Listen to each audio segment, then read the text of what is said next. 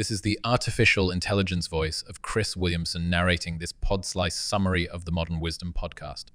The speakers, Chris Williamson and Max Lugavere, discuss the ban on specific food additives in California and the speculation about the ban being a form of virtue signaling. Max believes that California has a reputation for being hypochondriacs in its approach to health issues. Hence, certain commonplace products like instant coffee include labels warning about carcinogens. Despite strongly advocating for limited government interference, Max supports regulation in the food industry as it checks the excesses of the market, which often priorities profits over the health. And the conversation highlights the proliferation of ultra-processed foods in our diet, with data indicating that such products make up a staggering 73% of supermarket items. These manufactured foods, laden with additives and artificial components, have been linked to adverse health outcomes. Max acknowledges that although California's ban may appear fear-inducing due to its drastic approach, this could be a step in the right direction to combat the negative influence of processed foods in our diets. He also takes aim at additives like aspartame, used in diet sodas and often demonized by health purists. He offers a balanced perspective, suggesting that while it's one of the most studied food additives, its risks may be often overblown. They then delve into the topic of artificial sweeteners and our inherent preference for sweet flavors, possibly a holdover from our hunter-gatherer ancestors. Max advises using natural sweeteners like aloes and enjoying fruits as a healthier alternative to sweet processed food. He provides an interesting anecdote about the health benefits linked to traditionally made ice cream, but cautions against interpreting that as an endorsement of ice cream as a health food. Max also explains how food scientists create hyperpalatable foods by combining different textures and flavors known as horrific. This leads to a discussion around the challenges of achieving satiety with ultra-processed foods as they're designed to bypass our internal fullness cues. As such, the conversation underscores the need for regulating food quality, not just nutrient composition, as the key to improving dietary health.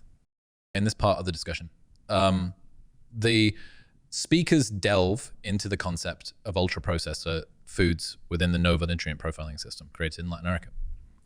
Max talks about how ultra-processed foods exist on the continuum of food processing, with aspects of processing ranging from minimal to excessive. He concedes that some ultra-processed foods can still be healthy, like legume-based pastas or dark chocolate bars rich in beneficial cocoa flavonols. Nevertheless, he warns that most consumed foods today are ultra-processed and nutrient-poor, contributing to a calorie surplus when eaten in excess. According to Max, recent research indicates that people who eat ultra-processed foods end up consuming about 500 additional calories, which equates to roughly a pound of weight gain per week if not rectified. Consumption of these foods isn't isolated to adults. He reports alarming statistics that American children consume 70 ultra-processed foods, a figure that's unfortunately increasing over time. Negative effects of these foods aren't just physical.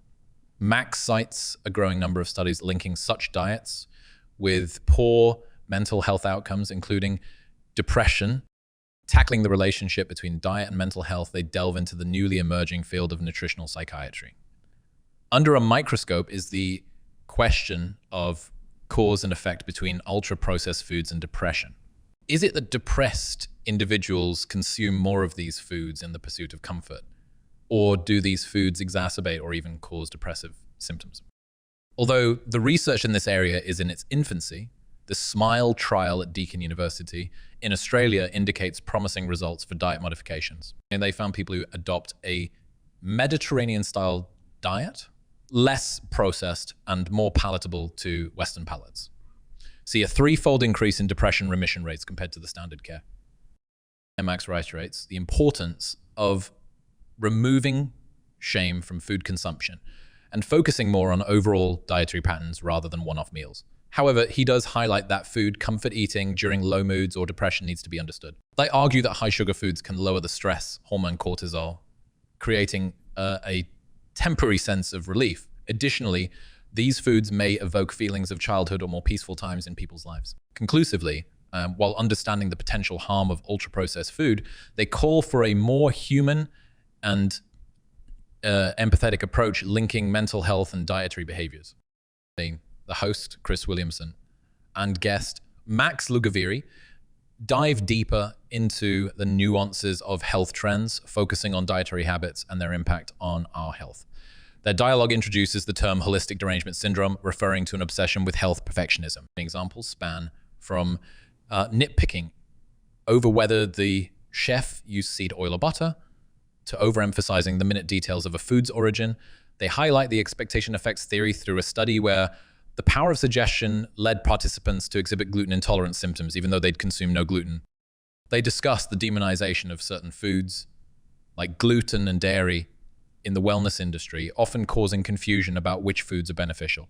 Max clarifies that celiac disease affects 1 to 2 the population, and non-celiac gluten sensitivity is a real issue that is underdiagnosed. However, the context, dosage, and overall diet quality matter. Without enough fiber, the gut lacks resilience, which may impact our capacity to digest gluten without adverse effects. Addressing the low net carb trend, they delve into the mechanisms used to lower the net carbohydrate content in processed foods targeted at the ketogenic diet demographic. Max highlights that these processed foods can still be high in calories and warns of the potential discrepancies in some low net carb labels. Furthermore, not all ingredients used, like tapioca fiber syrup or chicory root fiber, may behave as real fibers in our digestive system, consequently impacting blood sugar levels. Max advocates that it's healthier to opt for real foods unless specific dietary needs dictate otherwise. The discussion then swings to societal pressures around body image and the trend amongst young women to replace meat and protein sources with plant-based alternatives. Max states that body image issues may cause women to make dietary changes to appear smaller, despite them potentially being harmful to health, citing social media as a powerful influence. The conversation notes that people may feel that eating meat is a masculine trait, with women sometimes eating less to avoid seeming bigger.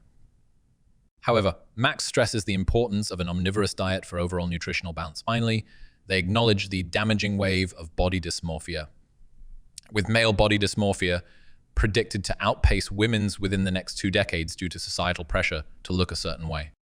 Continuing on this complex health discussion, Max stresses the dangers of relying solely on a high-fiber diet, using the term roofage-pilled. Naturally tough to digest, high-fiber diets can lead to bloating and gas. Over people on vegetarian and vegan diets tend to eat less protein, which is essential for muscle growth and maintaining neurotransmitter health. I say, explore the societal trend of young women seeking to be skinny rather than robust as an inherent consequence. Max explains, as extreme reliance on a low-calorie diet can lead to sarcopenia or accelerated muscle wasting down the line. They discuss the importance of heme iron, particularly for premenopausal women, and how red meat can be a vital supplement to prevent anemia. They were on the positive movement from thinspo to fitspo, encouraging healthy, high-calorie meals and resistance training. However, the consequences of generalizing advice, like encouraging older adults to stay active, can be negative, especially when this advice is interpreted as just walk. A crucial point is made about the benefits of resistance training, which are often overlooked in favor of cardio exercises. Resistance training, they insist, should no longer be viewed as just a bro workout, but a necessary part of maintaining overall health.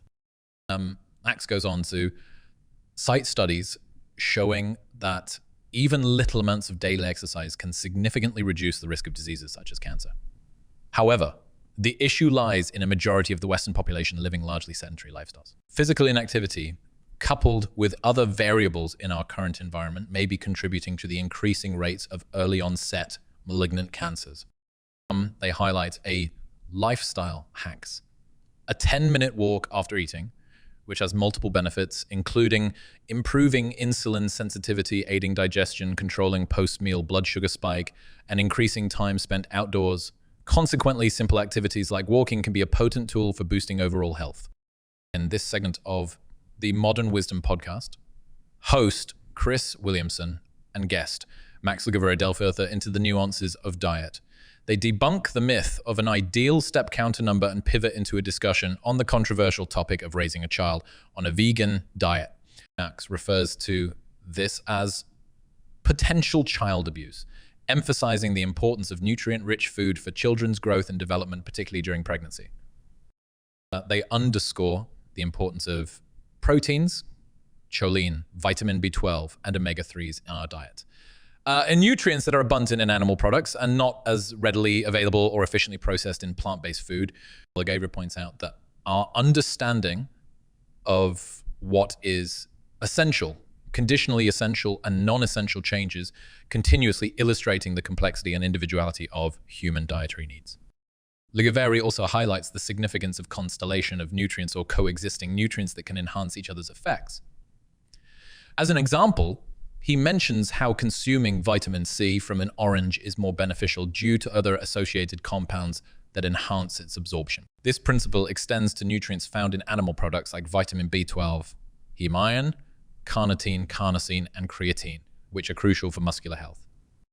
They reflect on the societal pressures and criticisms directed towards those who decide to deviate from a vegan diet due to physical or mental health struggles.